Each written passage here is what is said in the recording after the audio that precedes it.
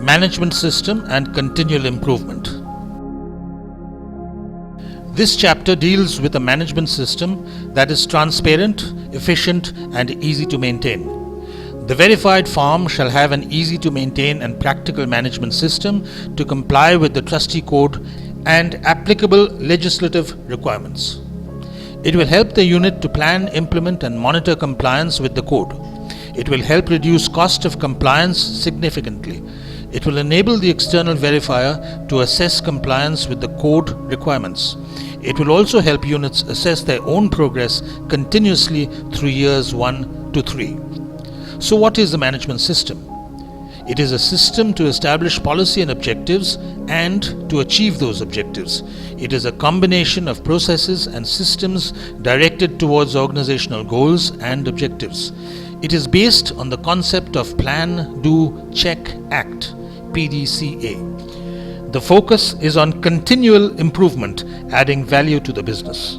The system should be designed on the basis of actual existing work practices involving the following: management commitment through policy and objectives, clearly assigned responsibility and authority, procedures where required, documentation and record keeping, a good monitoring mechanism, and subsequent improvement action plan to avoid and minimize recurrence of deviations.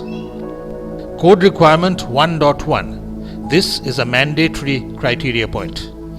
The verified facility must have a policy statement and risk assessment document which outlines the management's intention to comply with the trustee code and enables continual improvement. The intention is to demonstrate the management's commitment and intention towards continual improvement, give direction to all relevant persons across the organization and bring everyone on the same platform of understanding, protect the interest of management from external risks, and to ensure a step-by-step progress from one's initial level of achievement to continual improvement. So how do you meet the code requirement? 1. The estate and factory must adopt a trustee policy. 2. The policy statement must be appropriate to the nature and scale of organization. 3. The policy includes the following: A. Commitment to comply with trustee code. B. Commitment to comply with legal and other statutory requirements. C. Commitment to improve. And D. Must have a date and authorized by top management, for example, head of the unit. 4. The policy has to be documented and implemented. 5. The policy has to be communicated and made available to interested parties, all employees, permanent and contractual, suppliers, customers, and government officials, and the public in general. Communication can be through displays, websites, and awareness programs. 6. The policy has to be reviewed periodically to assess its continued suitability, for example, once in a year. You must maintain these records and documents: policy statement and model trustee policy. Code Requirement 1.2. The verified facility shall have a policy outlining its principles on business ethics and legal documents. The intention is to enumerate the organization's ethical practices like transparency and anti-corruption policy to establish the credibility of the organization to customers, government bodies, and other stakeholders. It also supports the buyer's ethical sourcing requirements. The process to meet the code requirement. 1. The estate and factory must adopt a business ethics policy that includes a commitment to deal with the following: A. Transparency. B. Anti-corruption and anti-bribery. C. Compliance to national legal requirements, for example, taxes, environmental and others. D. Respect and fair treatment of workers. E. Prior consent of workers. F. Avoid conflict of interest. And G. Consequence of deviation from the policy and the action in such cases. 2.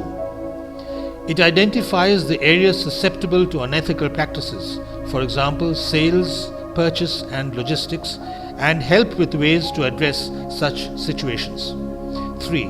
It also includes the consequence of deviation from the policy and the action in such cases.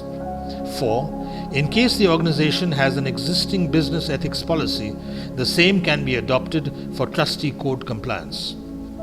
Records and documents. Business Ethics Policy.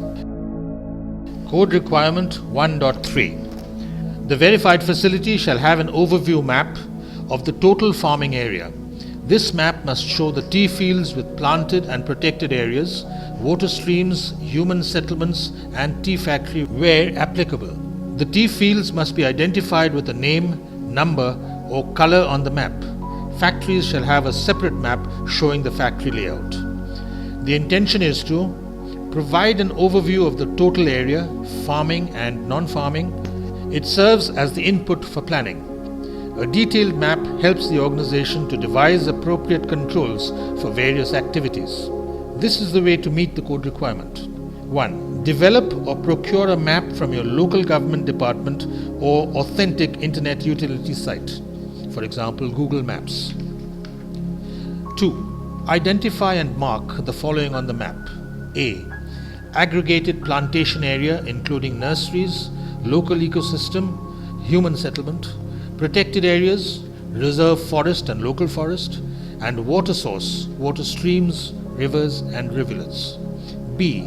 On-farm landfill and or discharge to drains, sewers, surface water, land or groundwater, including cesspits and soakaways, septic tanks and pit latrines. C. Date of review. 3. Names, numbers, color codes, symbols to identify tea field, land area, forest and water bodies can be used to distinguish various elements. 4. Map must have visibility and clarity. 5.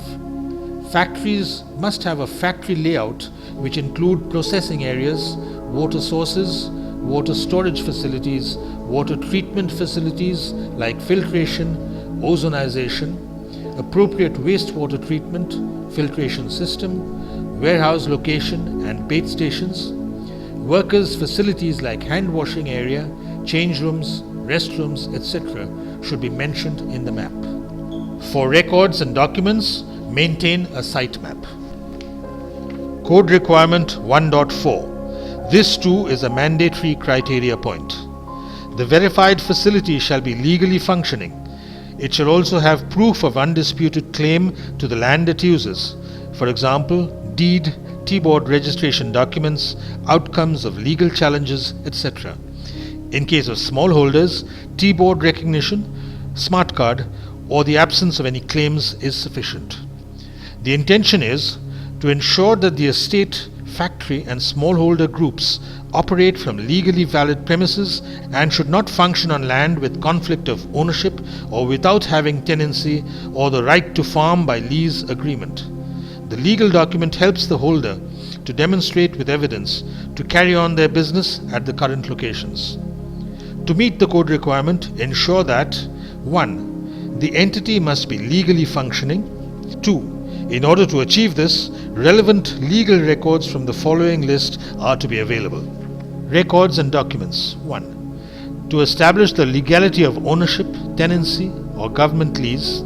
2. The documents required could be deed, government lease agreement papers, land allocation reports, outcome of legal challenges, legal verdict, license to operate such as factory license, T-board approval. Code Requirement 1.5. All the records and documents required by the code should be up to date and readily accessible to the internal and external verifiers. All documents should be archived for a minimum period of 4 years from the date of first external inspection unless legally required for a longer period of time. The intention: documentation is used for gathering and recording of information. To help establish or provide evidence of facts during verification, documentation needs to be properly maintained to serve as knowledge for future references and to track changes for continual improvement. The process to meet the code requirement. Recording and documentation process must meet the following requirements. A. Identify and make a master list of all required documents and records. B. Identify documents and record numbers. C. The records and documents can be in hard copy, soft copy, or in the picture format. D. Ensure that changes and the current revision status of documents are identified, reviewed, and updated as necessary. E. Records and documents need to be readily accessible to external and internal verifiers. F. Records are to be retained for a minimum of 4 years from date of first external inspection unless legally required for a longer time. Records to be maintained. A master list of documents and records. Code Requirement 1.6. The verified facility shall maintain a list of personnel with designated responsibilities to manage different areas of compliance under the code and other applicable laws and regulations. There should be one coordinator for the entire verification process for the holder of verification certificate who will coordinate with other personnel. The intention is to identify and enumerate responsibilities of personnel to maintain compliance under trustee and relevant legal requirements. Assigning responsibilities to a coordinator and other team members will ensure accountability, effective coordination, compliance, and system maintenance as per the code. Do the following to meet the code requirement. 1. Prepare a list of personnel with designated responsibilities. 2. Appoint a coordinator from the list of personnel for the entire verification process and to ensure compliance. 3. The job responsibility of designated personnel employed might include A. Compliance, implementation and maintenance of trustee code and all legal requirements. B. Inspection and reporting on the progress of compliance and improvement needed. C. Coordination with the stakeholders. And D. Complaint handling. 4. Documented roles and responsibilities with respect to verification are to be communicated to all relevant personnel. 5. Adequate training and awareness on legal requirements and trustee code should be provided to personnel with responsibilities related to verification. Apart from conventional classroom training, any other suitable method for building up the competency can be followed.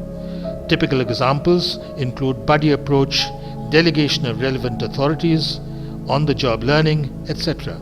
Effectiveness of such actions to be verified to ensure the learning intent is achieved. Records and documents. Maintain a list of designated personnel, job responsibility, records of training, skills, education, and experience as appropriate.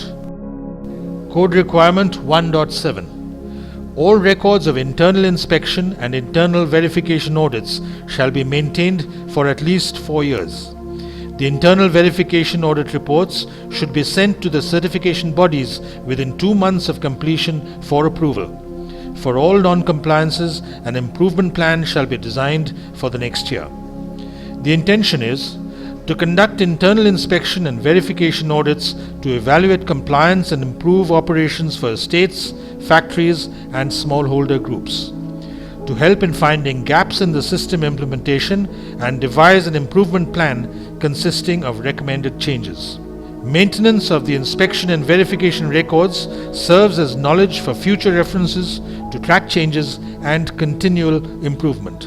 Again, this is how you meet the code requirement. 1. An internal inspection and verification procedure is to be formed. 2. An internal inspection and verification plan is to be made and implemented. 3. This plan will include the responsibility requirement, trustee code and legal requirement, and timeline. It is recommended that at least one internal audit is to be carried out in a year and reported to trustee's secretariat within 2 months. It is recommended that the organization should have internal inspections to strengthen the process every year. The organization, however, is free to have more internal inspections and set their frequency. 4. A responsible person must be available in the facility to organize internal inspection, verification, and improvement of the system based on trustee code requirements. 5. Conduct training for internal assessors. The topics may include A. Knowledge of the code with specific focus on zero tolerance and mandatory criteria points. B. Audit process. Skills of inspection and audit process. C. Knowledge on applicable legal framework. And D. Categorization of the audit findings and closure. 6. Analyze the gaps identified during the audit. 7. Make an improvement plan based on root cause analysis of the deviations for the following year. 8. The inspection and verification reports, internal and external, have to be maintained for a minimum of 4 years. 9. The records can be maintained as a hard or soft copy. Maintain the following records and documents: internal inspection and verification procedure, internal inspection and verification plan, internal inspection and verification report, gap analysis and improvement plan, list of trained internal assessors. Code Requirement 1.8. A complaint filing process is maintained to record all the complaints against the violation of the code by stakeholders covered under the code, and also records the management team's response to the complaint. If there are serious problems, the Code Secretariat and government authorities would be informed so that remedial measures could be taken.